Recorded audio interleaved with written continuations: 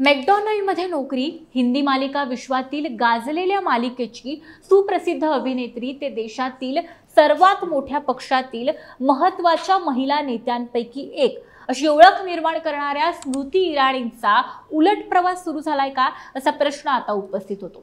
स्मृती इराणी या आपल्या क्योंकि सास भी कभी बहू थी या सुप्रसिद्ध मालिकेमध्ये पुनरागमन करतायत, पण यामुळे आता राजकारण बाजूला ठेवून पुन्हा अभिनयात नशीब आजमावण्याची वेळ इराणींवर का आली? थेट पंतप्रधान मोदींशी उत्तम संबंध असलेल्या इराणींचा राजकीय पत्ता कुणी कापला आणि इराणींचा हा संपूर्ण प्रवास नेमका कसा राहिलाय याबद्दल या व्हिडिओत आपण सविस्तर माहिती घेऊया। नमस्कार, मी गौरी आणि तुम्ही पाहत आहात प्राइम टाइम महाराष्ट्र। सर्वप्रथम महत्त्वाची आठवण, जर तुम्ही अजूनही आमचं चॅनल सबस्क्राइब केलं नसेल तर ते जरूर करा। भाजपच्या राजकारणाचे जाणकार सांगतात की स्मृती इराणींना राजकारणात आणण्यामागे प्रमोद महाजन होते, तर इराणी या खुद्द पंतप्रधान नरेंद्र मोदी यांच्या निकटवर्तीय नेत्या आहेत। भाजपने कायमच स्मृती इराणी यांचा वापर राहुल गांधी यांच्या विरोधातील एक आक्रमक शस्त्र म्हणून केलाय, हे या ठिकाणी लक्षात ठेवायला हवं। 2009च्या लोकसभा निवडणुकीमध्ये त्यांना तिकीट मिळालं नाही, पण इराणींनी आपल्या 3-4 भाषांवरील प्रभुत्वामुळे देशभरामध्ये पक्षाचा प्रचार दणक्यात केला। पुढे 2014च्या निवडणुकीमध्ये पराभव होऊन सुद्धा राहुल गांधींशी सामना केल्याचा फायदा इराणींना झाला आणि त्यांना केंद्रात मंत्रिपद मिळालं।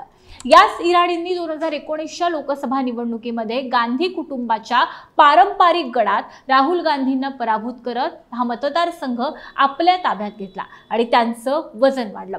पण 2024 साली याच मतदारसंघामध्ये काँग्रेसच्या किशोरीलाल यांनी 1,67,196 मतांनी स्मृती इराणींना पराभूत केलं आणि यानंतरच कुठेतरी इराणींच्या राजकीय अस्तित्वाला धक्का बसल्याचं पाहायला मिळालं।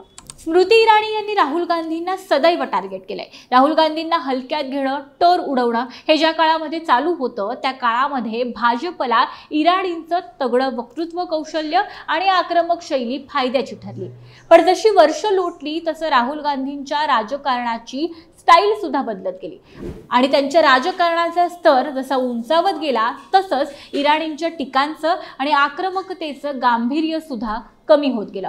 पर्यायाने भाजपसाठी आता इराणींची उपयुक्तता सुद्धा उरलेली नाहीये आणि एखाद्या पक्षाची किंवा व्यक्तीची उपयुक्तता संपल्यानंतर त्याला अलगद बाजूला करण्याचं कौशल्य हे भाजपसारख्या पक्षाला कुणी इतरांना शिकवायला नको। खरं तर भाजपच्या ज्येष्ठ महिला नेत्या सुषमा स्वराज आणि निर्मला सीतारामन यांच्यानंतर स्मृती इराणींकडे या केंद्रीय मंत्रिमंडळातील प्रभावशाली महिला नेत्यांपैकी एक असं ओळखलं जात होतं आणि ते त्यांच्या वक्तृत्व कौशल्य आणि आक्रमक शैलीमुळेच होतं। परंतु इराणी या तितक्याशा अभ्यासू नाहीत असंही राजकीय विश्लेषक सांगतात। शिवाय इराणी या सदैव वादात सापडणाऱ्या मंत्री आहेत। त्यांची पदवी असू दे किंवा मानव संसाधन विकास मंत्री म्हणून त्यांची विधानं असू देत, रोहित वेमुला प्रकरणाबाबत त्यांची भूमिका, माहिती प्रसारण मंत्री पदाची जबाबदारी स्वीकारल्यानंतर भारतीय माहिती सेवेतील 3 डझनहून अधिक अधिकाऱ्यांची इराणींनी केलेली बदली, चुकीचं वृत्तांकन करणाऱ्या पत्रकारांना शिक्षा करण्यासाठी जारी केलेलं परिपत्रक, अशा अनेक कारणांमुळे इराणी या सदैव अडचणीतच राहिल्या। परंतु इराणींच्या एका मोठ्या प्रकरणाने मात्र अख्ख्या भाजपवर नामुष्कीची वेळ आणली। इराणींची मुलगी ही गोव्यामध्ये बेकायदेशीरपणे रेस्टॉरंट चालवत असून इराणींच्या या तथाकथित रेस्टॉरंट सिली सोलमध्ये गोमांस आणि डुकराचं मांसही मिळतं असा गंभीर आरोप काँग्रेसकडून झाला आणि याबद्दल जरी इराणींनी सारवासारव केली असली तरी हे आरोप ताकदीनं परतवून लावणं भाजपला जमलं नाही।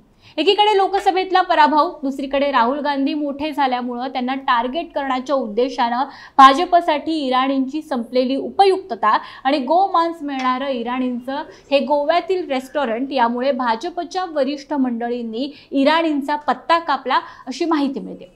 या सगळ्या प्रकरणी तुम्हाला काय वाटतं? राजकारणात बऱ्यापैकी सेट झालेल्या इराणींना मालिका विश्वामध्ये परतण्याचा निर्णय घेण्यास कुणी भाग पाडलं असेल? तुमच्या प्रतिक्रिया, मतं आमच्या कमेंट बॉक्समध्ये निश्चित नोंदवा आणि व्हिडिओ आवडल्यास लाईक करायला विसरू नका। धन्यवाद।